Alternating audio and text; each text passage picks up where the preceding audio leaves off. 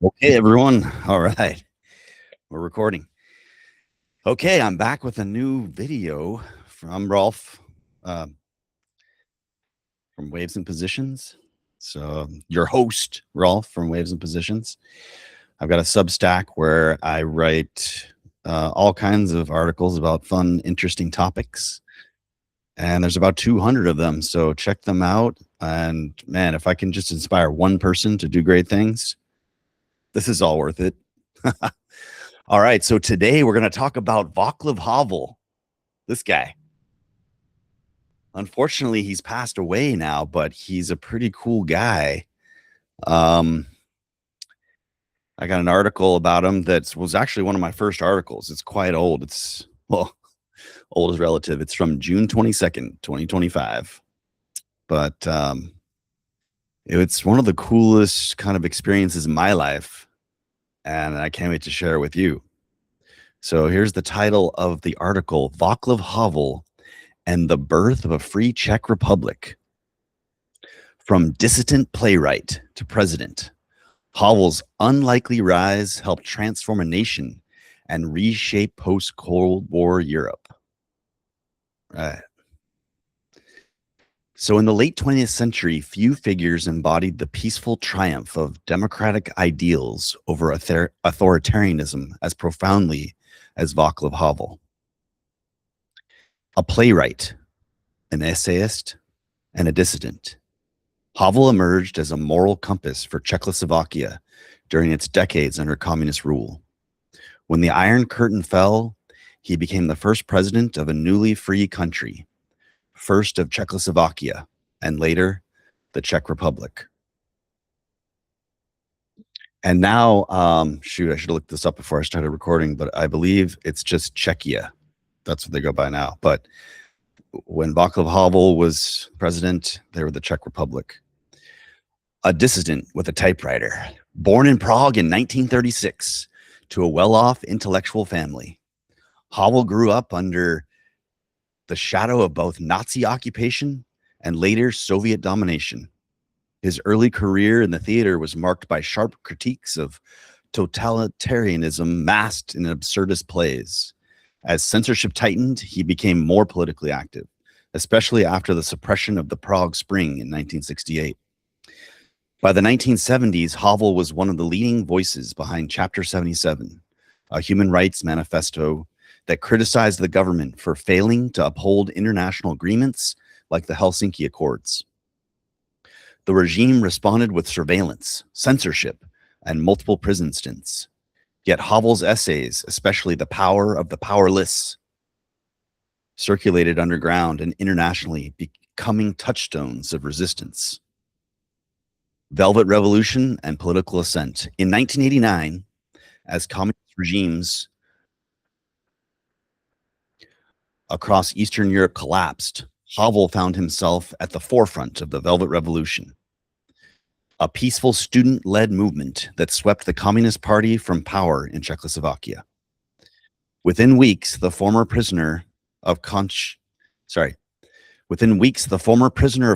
became the president of the nation. He governed during a time of immense transition, though he opposed the eventual split of Czechoslovakia into the Czech Republic and Slovakia in 1993. He gracefully stepped down and later returned to serve as president of the Czech Republic from 1993 to 2003.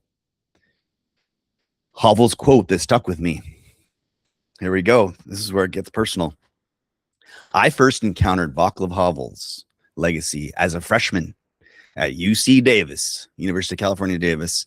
Anyone who's not familiar with California, there's 9 or more University of California campuses, and it's a public university. And I went to one of the campuses, which is called UC Davis. So in a political science course taught by Professor Larry Berman, we studied Approaching Democracy, a book named after one of Havel's most striking observations. So freshman year in college, my first political science class, the textbook written by Larry Berman was entitled Approaching Democracy, and it's from this quote. As long as people are people, Democracy is the full sense of the word.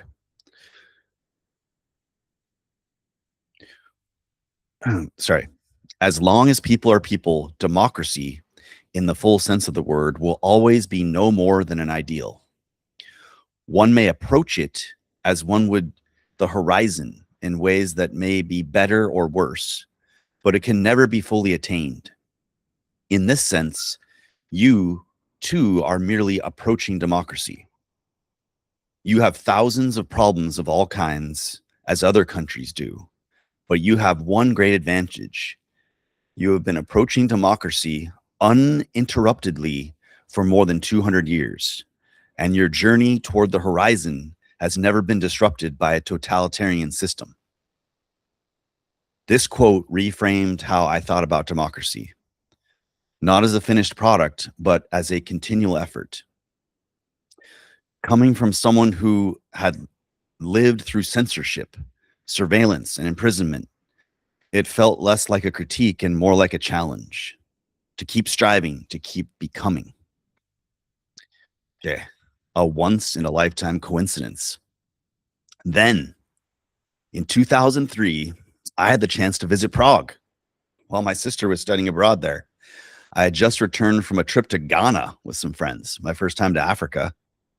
And Prague was meant to be a brief, fun stopover to see her and explore the city. When I was in Ghana, everyone was like, why do you have all this cold gear when you're in this, zero longitude, zero latitude location where it's quite warm? And well, it's because I was going to Prague in February. Okay, one afternoon, while wandering near the cathedral, we noticed a procession of soldiers marching toward the historic complex. Curious, we followed them. Yeah, just follow soldiers. Me and my sister were like, where are these guys marching? Let's just see where they go. Curious, we followed them. That spontaneous decision led us inside the courtyard of the magnificent St. Vitus Cathedral and unknowingly into history. To our astonishment, we had stumbled into Václav Havel's farewell address to the nation at the end of his presidential term. It was surreal. No tickets, no plan, just a perfect, almost spiritual coincidence to witness the closing chapter of a man who had shaped not only a nation, but my own understanding of political courage, which was unforgettable. The solemnity, the respect, the collective emotion in that room. It was as if the entire nation was exhaling, saying goodbye to its conscience. Philosopher president. Havel brought a rare ethical and artistic sensibility to politics. He often spoke of living in truth, a concept that rejected ideological conformity and called for personal integrity, even in oppressive systems. His speeches, laced with philosophical reflection, contrasted sharply with the technocratic tone of many Western leaders. He was not always politically adept, often criticized for idealism, but his legitimacy came from moral authority rather than maneuvering. Global legacy. Václav Havel remains a symbol of peaceful resistance and the power of ideas. He helped usher his country from dictatorship to democracy without bloodshed, setting an example for movements worldwide. His death in 2011 was mourned across the globe, with tributes pouring in, not only from fellow dissidents, but also from world leaders and artists. Today, the Czech Republic is a parliamentary democracy and a member of the EU, the European Union, and NATO. Though political challenges persist, the foundations laid by Havel's leadership continue to influence the nation's democratic culture. And then we got a note to the reader. For those unfamiliar with post-communist transitions in Eastern Europe, Václav Havel's story is essential reading, not just as Czech history, but as a universal lesson in the moral force of truth and in the quiet, remarkable ways history can sometimes find you when you're not even looking. So that's the whole article. It's kind of short and sweet, but it's so crazy that, I would learn about it in school.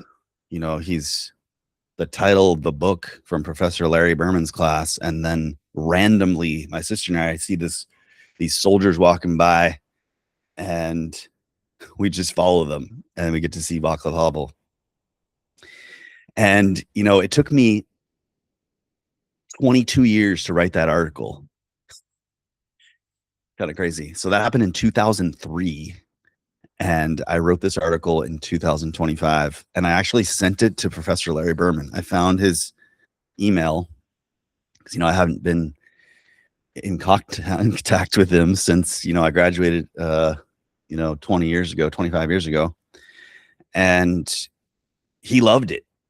He wrote me back and said he was really stoked about the article. And I just want to share it with all you. And I have over 200 articles on my Substack. And now this is the 9th video. So my plan is to knock out these videos since the articles are pretty short.